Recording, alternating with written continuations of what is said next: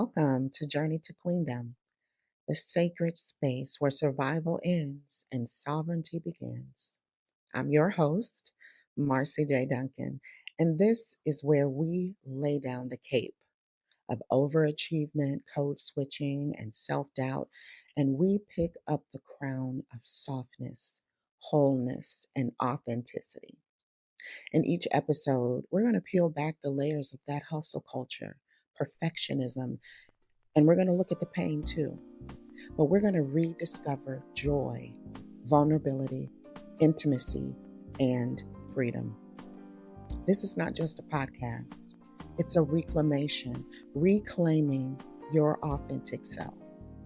So, if you're ready to stop shrinking and start queening, you're in the right place. Let's begin the journey. And now, part 2. This was a mistake that I made, and I needed to take responsibility for it, and I needed to fix it. And the way that I thought that I was going to fix it is I'm going to prove to everybody that I'm going to be all right. I'm going to prove to everybody who is judging me and thinking I ruined my life, I'm going to prove to them that I'm going to still pursue my dreams. I'm going to make it. I'm going to do everything I said I was going to do, even with this child. And that became my mission. That became my oath. So as you see, I doubled down on that survival mode ethic. I doubled down and I said to myself, I won't be a statistic. I won't be this single mom on food stamps, begging people for money and having 5 and 6 babies out of wedlock and 5 different baby daddies and blah, blah, blah, blah, blah, blah, blah. Right? I won't be this statistics. I won't be a statistic. So once I found out that I was pregnant, immediately in my mind, I said, okay, I got to double down. I got to make this work. So I applied to grad school. I said, I gotta take care of this child, and I gotta make sure that I'm an expert in my field so that I can bring him along and show him how it's done, right? So I applied to grad school. I got accepted into grad school, and I took my boy with me to grad school. By the time I started grad school, he was almost 1. So I went the summer before, and I started the summer before in grad school. The application process was grueling. The particular program that I went to, at that time, they were trying to diversify the program, and they were picking students from all different nationalities. And they had already accepted another Black girl. So technically, they didn't need me because they already had a Black girl. But they accepted me, and I was the extra Black girl. Right? So I very much felt that when I was going in. I very much felt that I had something to prove. I very much went in feeling that I had a chip on my shoulder and I was going to show them that I deserved to be here. You hear the theme. You hear the theme that's running through my life at this point.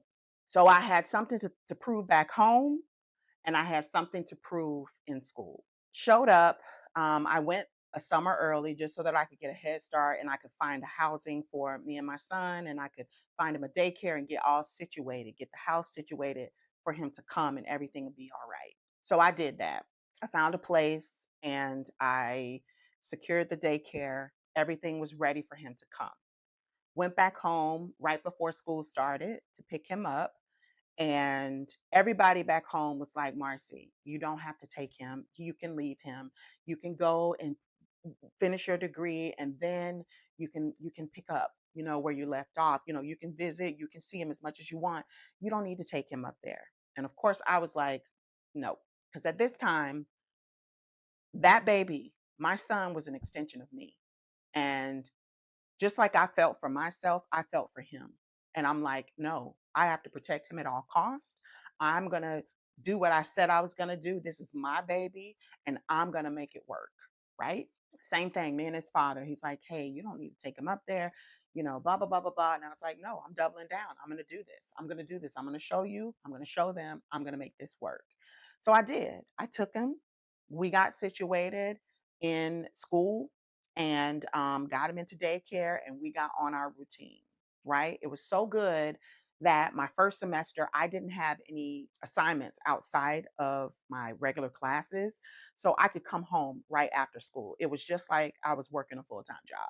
So I would go to school, take Jackson, not Jackson, take Jamari. That's my first son is Jamari. Take Jamari to school, to daycare. I would go to class, pick him up after class. We would eat dinner together, do the nighttime routine. Everything was gravy. Everything was gravy. The only thing was that second semester. That second semester, I had a assignment which I was cast in a show because I was going for my master's in performance. I wanted to be an actor. That was my dream. That is my dream. That's what I do. So that second semester, I got cast, and that is when it started to really blow up. First of all, my professors and my teachers, they didn't know I had a child. I was not going to be the one bringing the child to school, bringing the child to class. My son was not going to be a reason why I couldn't complete my work, that I couldn't show up in excellence. So they didn't even know I had a child. Okay. But the second semester, I was cast in a show and it started getting real. Why? Because my classes were intense. I had rehearsal in the evenings from about 7 to 10. And that meant I barely ever saw my son. I barely ever saw him. But I was so invested in the fact that I'm going to do what I got to do. I got to make this work. It's my mistake and I'm going to make it good. I'm going to show them that I can do it. So I put myself through so much pressure operating from that line of thinking. I did not ask for help. I did not send my son home. I did not tell anybody what I was going through. I didn't let on. I just, I muscled through. I muscled through. I put that cape on, that Superwoman Black Girl cape, and I was determined to be the best. I was determined to do it. I was determined to show that this was not a mistake, that I was the one to make it right. That was my motivation. And I did. I clawed. The professors didn't like my work. They were giving me a hard time. One professor in particular was always riding my back. And I felt like the scum of the earth and like I couldn't do it, but I refused to give up. I refused to give up. So I would be crying every single night after my baby was in bed. I would be praying every single night. I remember my mom would send me scriptures to encourage me, so that I would keep going because I was determined not to quit. I wanted to, but I was determined not to. And I remember memorizing, God has not given me a spirit of fear, but a spirit of love, power, and a strong mind. And then I memorized, I can do all things through Christ who strengthens me. I would say these scriptures every single day to encourage me to keep going. And I did. I did. I crawled through, I struggled through, I clawed through until the end.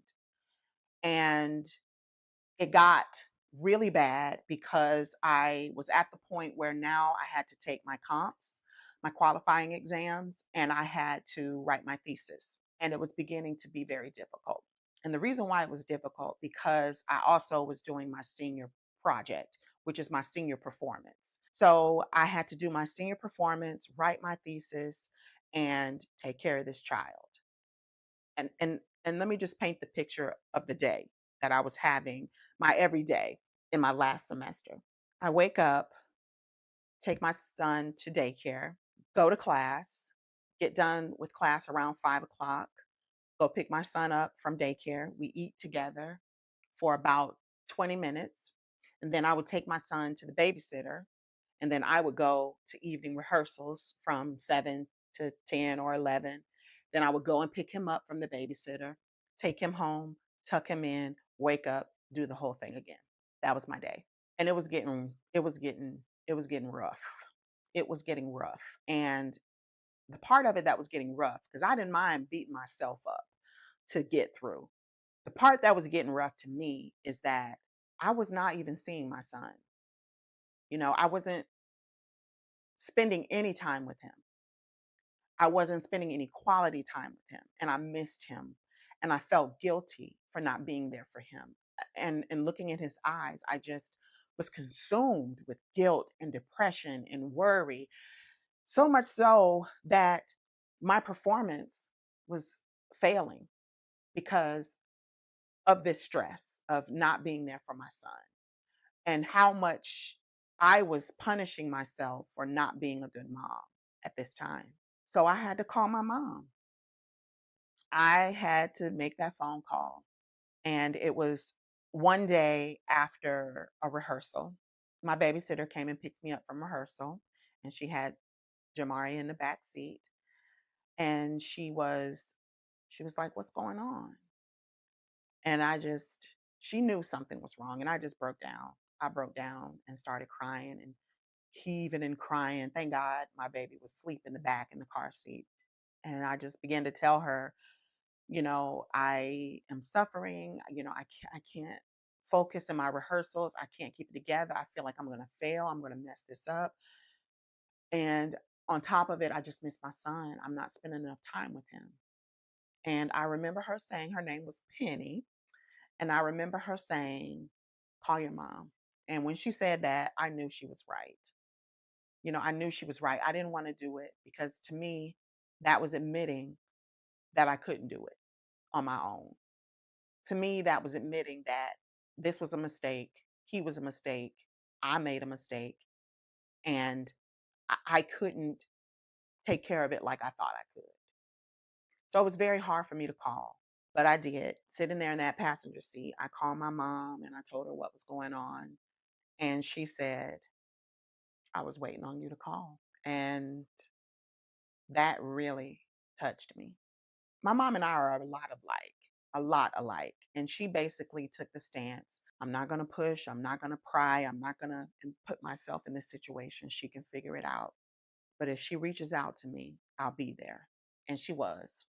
That very next weekend, she came with my sisters, and they all came and, put their arms around me and encouraged me and, let me know that I had not failed, that they were so proud of me, and they're going to take good care of him. It's going to be all right. And I'm telling y'all, as you hear, that was the hardest day. That was one of the hardest days, seeing that car drive off with my boy inside of that car. That was so difficult for me. But also, what happened when I went back in the house and I sat in front of the computer to work on my thesis, I felt so light that I could actually focus without feeling guilty because I knew he was taken care of. He was with my mom and my sisters and his dad, and I knew he would be safe. And y'all would think that after that, I learned to ask for help more. But honey, I did not. I surely did not, right? But this moment in time, to me, it was like a rare moment that I would need help in my life. And if I needed help, I knew that I could call on my family. I knew that I could call on my family. So that's what I got from this situation. So after grad school, of course, my single momness, me and my son, after I graduated, I moved to Orlando with him, and we set up shop in Orlando, where I was taking some film acting classes and auditioning and teaching and doing a bunch of stuff to keep, a roof over our head and food, on our plates. And it was hard. It was hard because, again, it was just me and him. And I had to make it do what it do. And it was rough. It was rough. But this is where I earned my second badge for my Superwoman cape. I earned a second badge, being him holding it down in Orlando. It was some dark days. It was I don't know how I'm going to pay rent this month. I don't know what we're going to do. Maybe I'm going to have to go to a shelter. I don't know, but I have no idea. But I trusted God, and I worked hard, and I did whatever I had to do to make sure that we were taken care of. And that's what I did. And so, as you can imagine, that this superwoman cape started to benefit me. It was rendering benefits to me personally, right? And accolades from from other people, because here I am with this child. I took him to grad school with me, and I finished and I got my master's, right? I took him to Orlando with me by myself, didn't know a lot of people except for the acting studio that I was studying at, those people. And we were there, just me and him, living, making it do what it do, you know? And I was proud of myself. I was proud of myself. And I felt that working like this and operating out of this type of hustle, get it done, grind it out, it was benefiting me. It was rendering me benefits like, mother of the freaking year, single mother of the freaking year, statistic who, statistic what? I'm not on public assistance. I'm not receiving public aid and all of this kind of stuff. I'm making it do what it do. I'm grinding it out because I need to show my son that it is possible, that even if you make a mistake and you have a difficult road ahead of you, you can absolutely pursue your dreams. And that's what I was determined to do. And I was doing it. So this survival mode was benefiting me, benefiting my identity, benefiting my confidence. And I never forget one day in class in the acting studio that I was studying in, because now I was going from theater to film to television and commercial. So this was a kind of a new discipline that I was learning. And in class, my teacher said to me, she said, "Marci, who takes care of you?" And I was like, "What? I take care of myself." She's like, "I know you take care of yourself, but I mean, in the way that you care for your son, in the way that you care for all of the people around you." She was telling me, "You were one of the best teacher's assistants that I've ever had. And the way that you take care of this studio, the way that you take care of your classmates, it's extraordinary. But who's doing that for you?" And y'all, that hit me like a ton of bricks because I couldn't answer her. I could not answer her. And she challenged me to do something about that. And of course, at that time, I had no idea how I was going to do anything about that. I really didn't. I wasn't really dating anybody. It was just, I didn't have time. It was me, my son, and my art, right? And that took up most of my life. And I was doing well. I was booking films, I was booking televisions, I was living my dream. And I was on target to getting my credentials so that I can just move to California, me and my son, and pursue my dream. And I got a phone call one day, and it was from my alma mater, Florida A&M University. Yep, go Rattlers. And my mentor from undergrad asked me to come back and apply to teach acting at the university. And she said to me, "I know that you want to move to California. I know that that is your dream." And she said, "But if you could just give us 2 years, just give us 2 years, and you can go and pursue your dreams." Of course, so I prayed about it and I thought about it, and I really respected my mentor. She was goals for me. She was the ultimate boss babe chick, okay? She was in charge, and I loved her. I loved her. I idolized her. So I said yes, and I moved back home to Tallahassee. And of course, this opened up a lot of things. I had way more help because his dad was there, my mom was there. I was able to save money because I moved back home, and I was able to really breathe, right?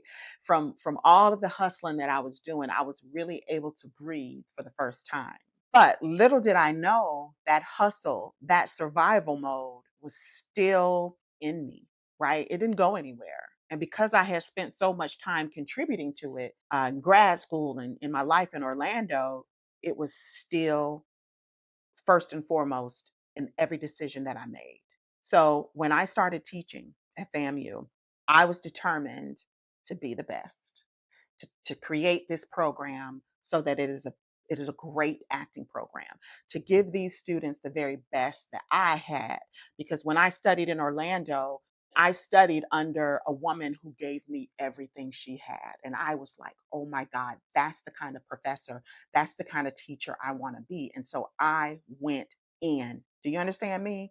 I was at that theater all day and night.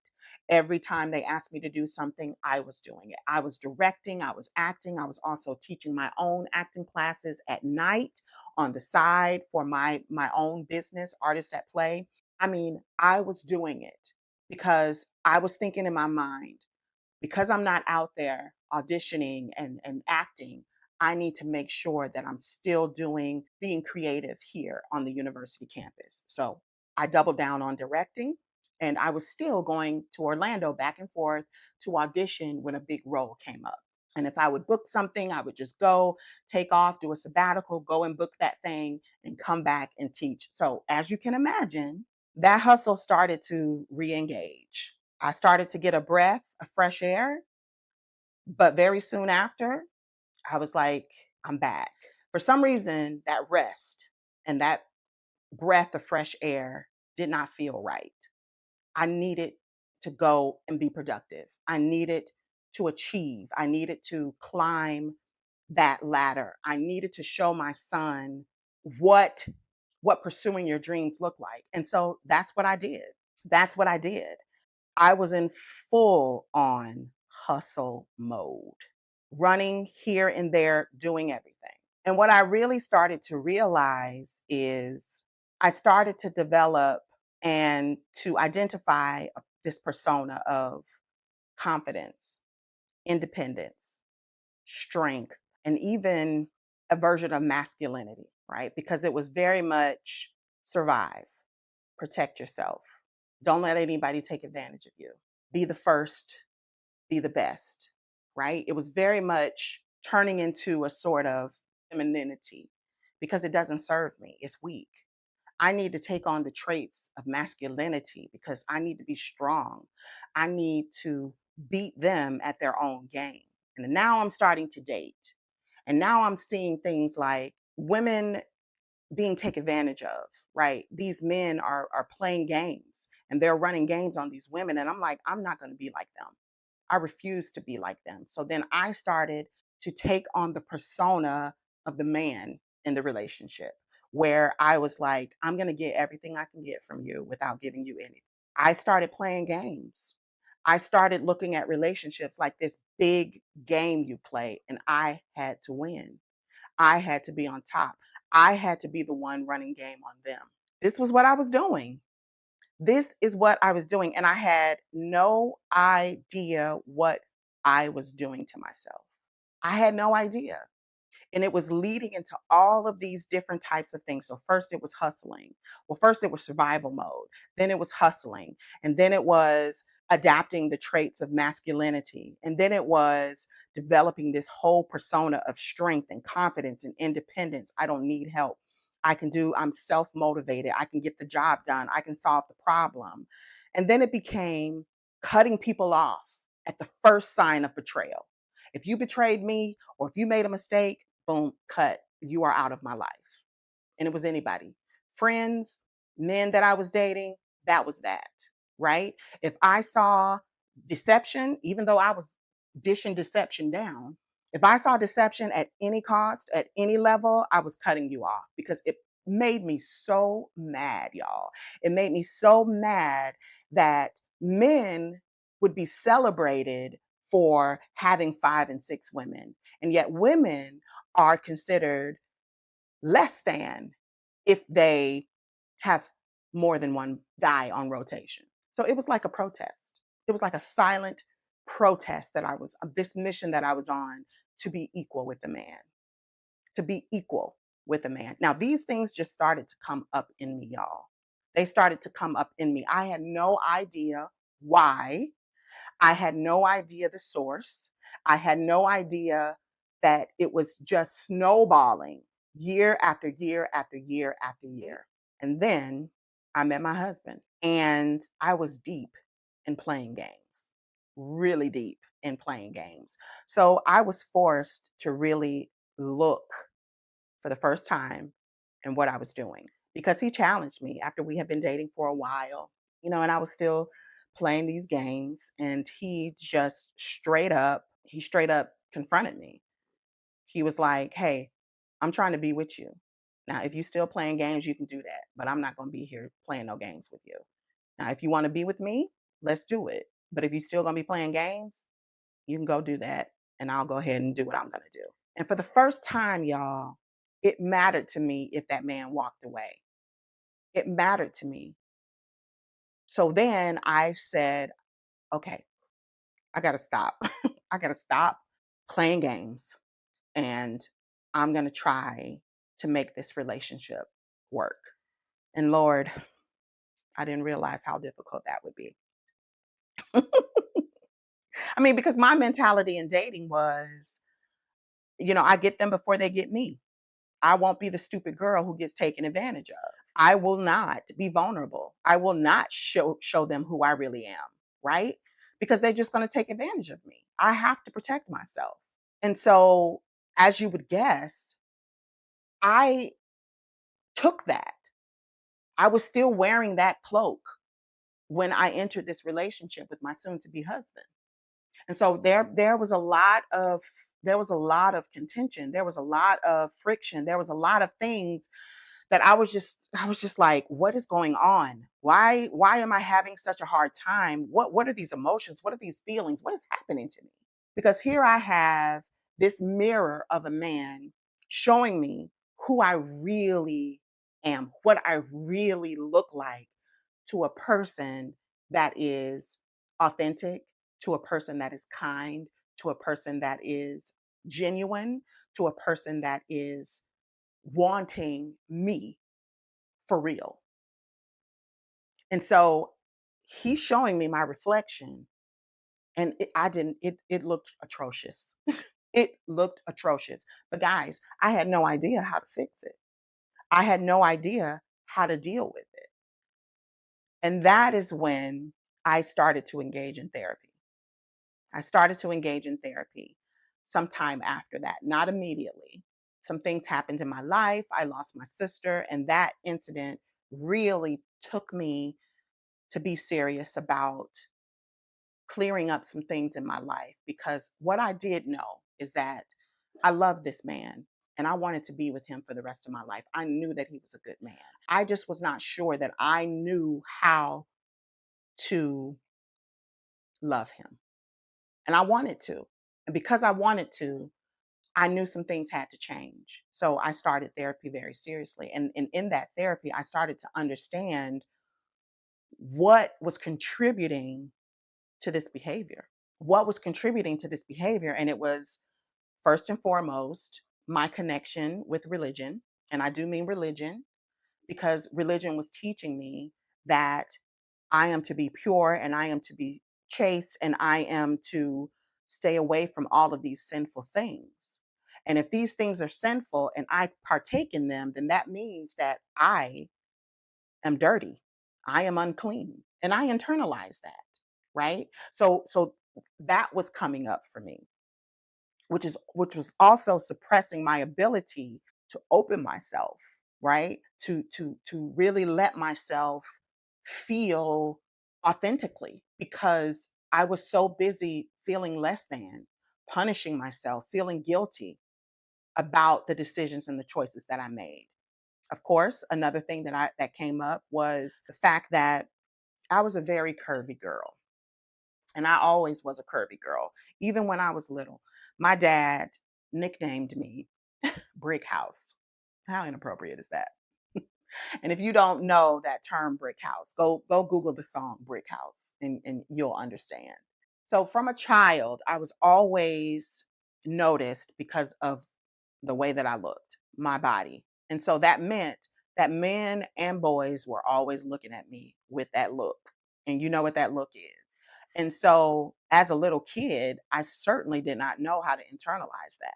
I didn't know what to do with that. And of course, those looks became inappropriate things being said to me as a little girl and growing up. And then that became inappropriate behavior towards me from boys and men. And it just snowballed to the point where I couldn't necessarily determine what if what I was doing was bad, or if what they were doing was bad, or because I allowed it, it was bad.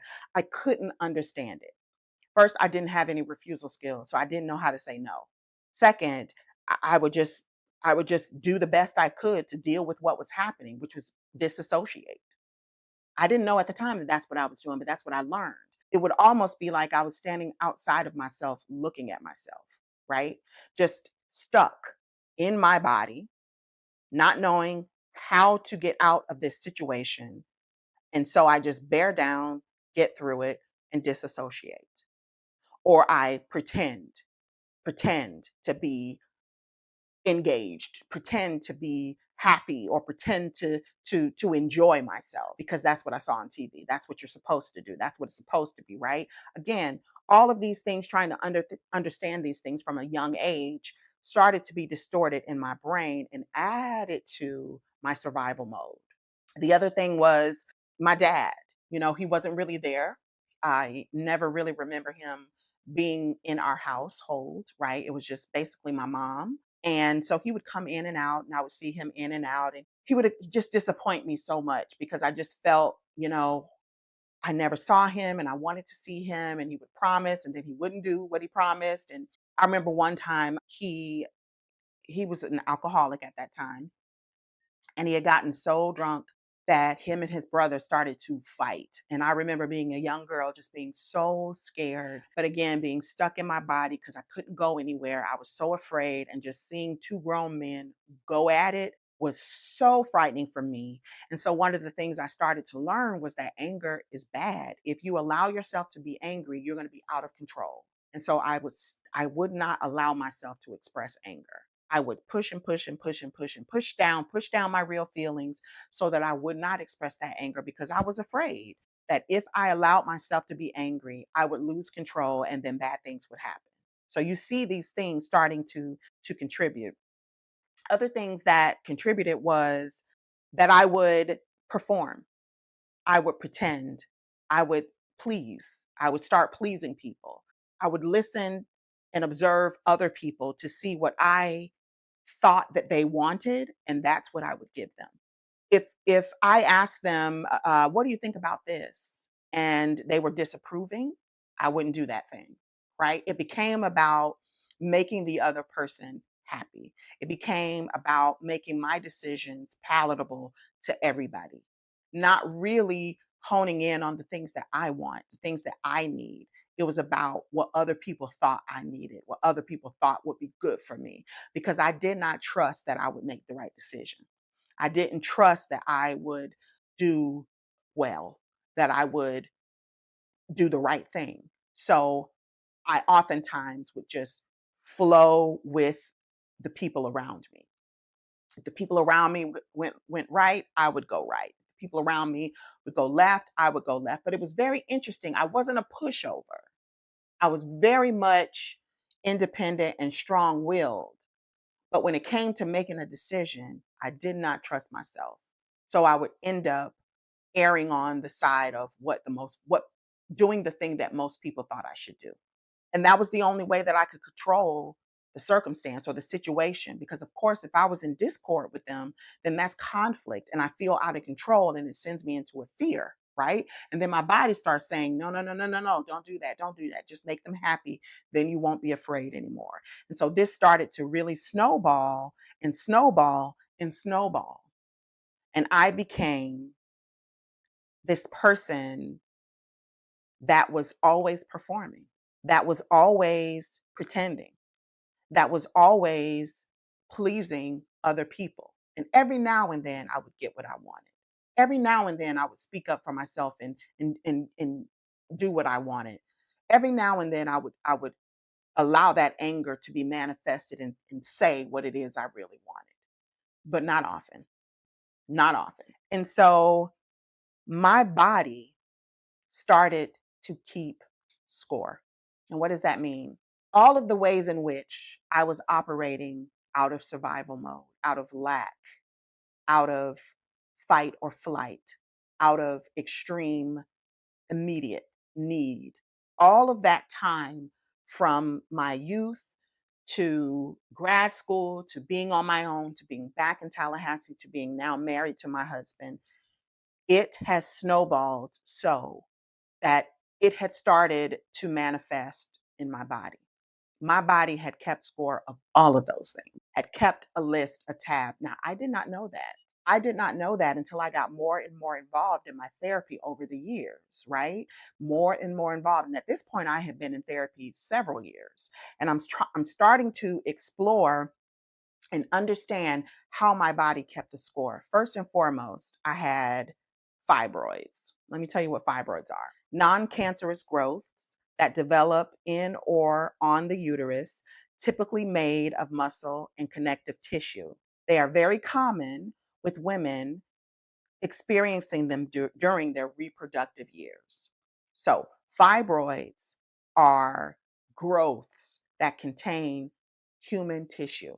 Some are filled with teeth, some are filled with hair, some are filled with bone. So, you see, there are fibroids, there are masses that are filled with things that humans have, but they're not humans. Keep that in mind. The second thing I was diagnosed with endometriosis. Endometriosis is this: it's a disease in which the tissue, similar to the lining of the uterus, grows outside the uterus.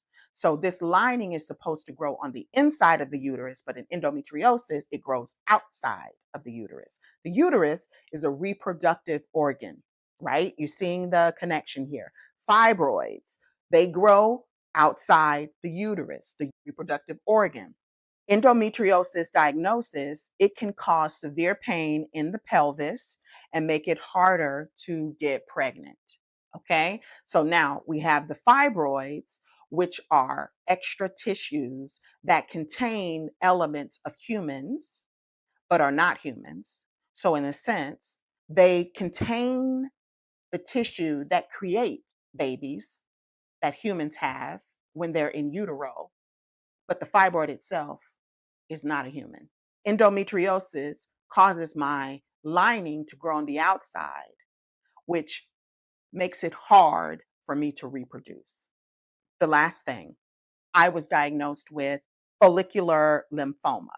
Now, follicular lymphoma is a non Hodgkin's blood cancer, and it's a slow growing, low grade disease. And what happens is this lymphoma develops when the white blood cells called lymph nodes grow out of control.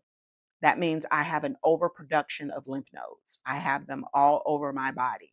They move around my body and in my blood and in my lymphatic system. And we know that the lymphatic system is an important part of your immune system.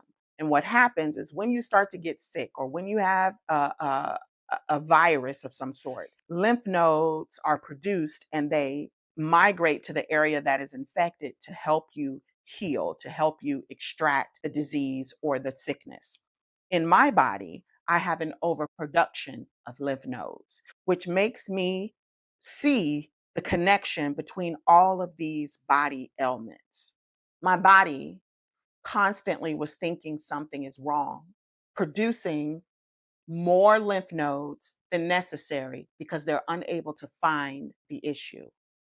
I'm also having fibroids and overproduction of fibroids, which are basically tissues that contain human qualities but are not human. Endometriosis is the lining growing outside of the uterus, which causes me not to be able to be fertile. Do you see the common denominator in all of these things? Reproduction. The area in which that I create in my life is creating pieces of art, plays and movies and all of these things, creating art, right? My body is taking score of all of these things that are happening to me, and my body wants to produce, but it is stopping itself. It wants to be fruitful, it wants to multiply, but my body is not allowing that to happen, being that my uterus is not cooperating because the lining is growing on the outside.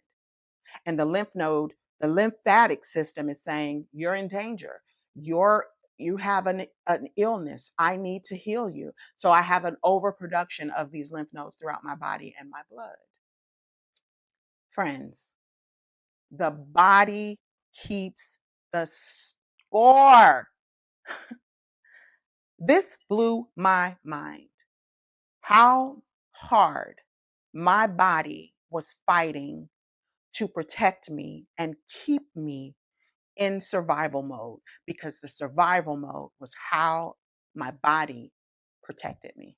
Friends, as you can probably guess, that survival mode was literally killing me. Literally. And when I came to the point of this awareness, I knew that I had to connect the dots. I had to go and open those doors that have been closed for so long and deal with all of these things that are keeping me from claiming my crown as queen and not a superwoman. That is not what I was created to be. Saving the world, fixing everybody else's problems at the expense of my own life. That is not what I was created to do. That is not what you were created to do. Black women were given that title. We're given that badge on our capes. And we took that badge and we said, yes, we will do it, because it gave us confidence. It gave us purpose. It gave us applause and appreciation of how much we could hold on our shoulders. Friends, no more. Put down that cape and pick up your crown. And we will get into how to pick up that crown in our next couple of episodes. Listen, thank you guys for listening today. I hope that this episode was helpful for you in some way. I want you to join me in our next episode, where we will start to uncover how to pick up our crown. And we will be talking about authenticity. So join me in our next conversation. Let's continue to choose, guys. Let's continue to choose to put down the cape and pick up our crown. So the next time that I see you, here's what I want you to do. I want you to say this with me. God is with me. I am safe. I am secure. Say that every day this week. Every day when you wake up, say it. God is with me. I am safe. I am secure. Then I want you to do this with me. I want you to reflect on this throughout the week in your journal. If you don't have a journal, just grab one. I want you to grab one, and I want you to journal about this week. Where am I still hustling instead of living? I want you to also make a list of everything you are angry about. Make a list. You don't have to finish it in one sitting. If you think of things in the next day, continue that list. So the two things I want you to do this week is affirm yourself every day, every morning, and every evening. And then I want you to spend some time journaling. First, about the ways in which you are surviving, the ways in which you are hustling instead of living, and also the list of the things that make you angry. And that's where we'll start next week. Thank you for joining me. I'll see you next time. Remember, put down that cape and pick up your crown. Just in case you didn't know, there is a workbook that is a companion to this podcast. Check it out in the show notes. You are going to love it. Thank you for walking this stretch of the journey with me. If something in today's episode stirred your spirit, share this episode with a sister. Leave a review or connect with me on social media. Remember, your softness is sacred. Your healing is your birthright. And your queendom, it's already within you. Until next time, keep rising and claim your inheritance. This podcast was brought to you by Artists at Play, nurturing the artist within.